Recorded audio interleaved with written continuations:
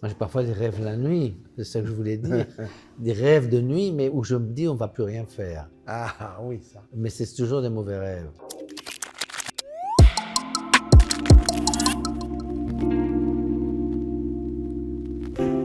Bonjour, Luc Dardenne. Et Jean-Pierre Dardenne, le frère de Luc Dardenne, Nous sommes au Festival de Cannes 2022 et hier nous avons c'est un film.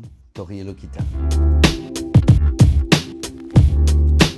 Nous, ce qu'on a essayé de faire, c'est de trouver des scènes avec ces deux jeunes comédiens africains noirs, des scènes d'amitié, d'essayer de construire toute l'intrigue du film comme une amitié en lutte avec son environnement plutôt hostile. Qui va gagner, qui va perdre. C'est un peu l'enjeu de ce film. Est-ce que l'amitié est capable de ou ne l'est pas? Et il nous a semblé qu'on pouvait montrer que l'amitié était une chose belle, une certaine pureté, une certaine joie de vivre qui se manifeste dans l'amitié par rapport à d'autres situations qui sont beaucoup plus cruelles et qui les empêchent de vivre et qui finalement pourraient atteindre à leur vie.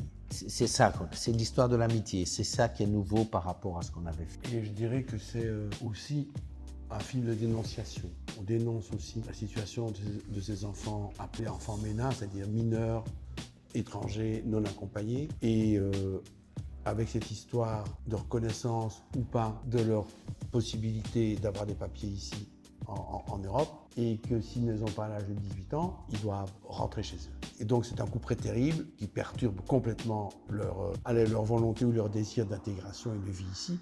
Puisque si on tarde à leur reconnaître le droit de rester ici, d'étudier ici, de travailler ici, ils pensent en même temps, je ne vais peut-être pas pouvoir rester, donc comment je peux me débrouiller pour vivre tout en, même si je ne suis pas accepté. Je m'appelle Rosetta.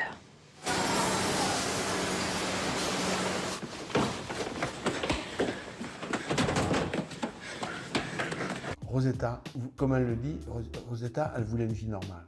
Avoir un ami, avoir une vie normale, avoir un travail, une vie normale, pas tomber dans le trou. À la fin du film, elle a rencontré un ami. Et ici, ils sont deux amis, Tori et Lokita.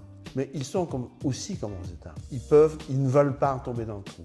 Et c'est parce qu'ils sont deux qu'ils arrivent à ne pas tomber dans le trou. Je n'en dirai pas plus pour ne pas raconter le film. Donc oui, il y a des ressemblances, il y a des liens en tout cas entre eux. Et en même temps, dans notre manière de filmer, c'est différent parce que Rosetta est seule. Et ici, le cadre, parfois, les personnages sont seuls quand ils sont séparés par ce qui arrive dans l'histoire, dans le récit. Mais ils sont deux, ils ont des jeux, ils ont des échanges de regards, de mains. Donc, c'est très différent comme construction.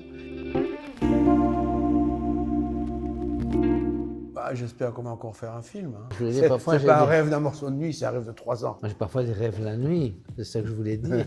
Des rêves de nuit, mais où je me dis on ne va plus rien faire. Ah oui, ça. Mais c'est toujours des mauvais rêves. Je pense qu'avec les outils qu'il y a maintenant, je pense que si on a un groupe d'amis, je pense qu'on peut arriver à faire des choses. Des documentaires et des fictions. Et qu'il ne faut pas s'encombrer la tête avec des idées de succès et de trucs, ça c'est... Et parfois, c'est bien aussi de faire des choses simples. Moi, je dirais remettre 100 fois l'ouvrage sur le métier, recommencer. Si c'est l'écriture d'un scénario, s'il y a un scénario, si c'est pas une fiction, si c'est un documentaire, c'est différent. Mais alors c'est au tournage, retourner sur les lieux, retravailler, reparler avec les gens, recommencer et ne pas se satisfaire trop vite. Toujours essayer que ce soit la vie qui l'emporte. Et je citerai Moretti, le cinéaste, avait cité un jour, un soir, si tu cherches le style, tu trouves la mort. Si tu cherches la vie, tu trouves le style.